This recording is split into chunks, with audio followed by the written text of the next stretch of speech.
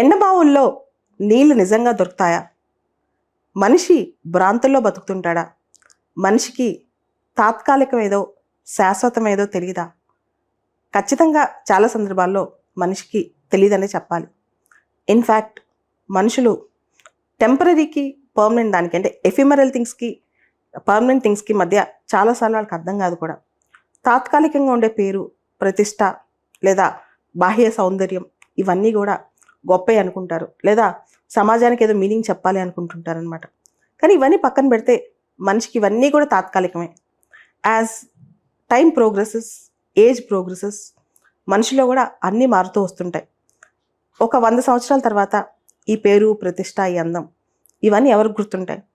200 ఏళ్ళ తర్వాత అసలు మనం ఉన్నామనే ఈ జాతిలో గుర్తుండదు. సో ఇటువంటి పరిస్థితిలో మహాత్మా గాంధీ గారినే సగం మంది జనాభా మర్చిపోయే రోజులు. దీనిలో మనుషులు ఏం చేస్తుంటారు?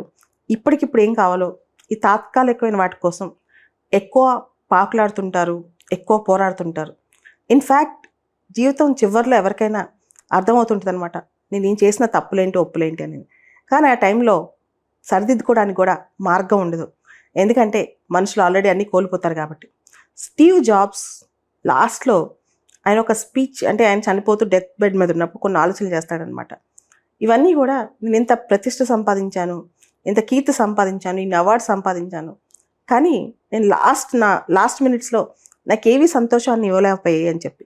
మనిషికి ఎక్కడ తృప్తి, ఏది సంతోషం? తన ఆనందంలోనా, లేదా తన ఎంజాయ్మెంట్లోనా, లేదా సినిమాలు చూస్తేనో, షికార్లకు వెళ్తేనో, లేదా ఇంకేదో చేస్తేనో ఆనందం వచ్చేస్తాం మనిషికి? ఖచ్చితంగా ఇవన్నీ కూడా తాత్కాలికమనే చెప్పాలి. ఇవన్నీ ఒక ఫేజెస్ ఆఫ్ లైఫ్ అనమాట.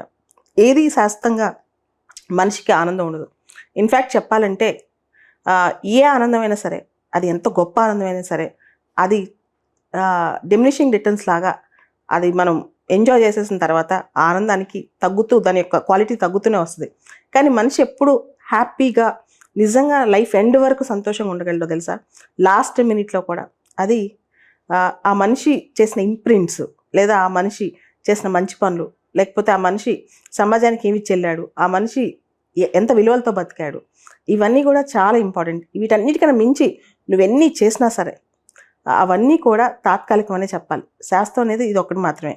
సో తాత్కాలికం సక్సెస్ కానీ, లేదా ప్రపంచానికి కనిపించే సక్సెస్ కానీ, ప్రపంచానికి కనిపించే అందం కానీ, ప్రపంచానికి కనిపించే ప్రతిష్ట కానీ, ఇవన్నీ కూడా తాత్కాలికమే. రియల్ సక్సెస్ కానీ, రియల్ హ్యాపీనెస్ మనిషికి ఎక్కడ ఉంటుందంటే by leading a good life and by impacting lives of others అనమాట.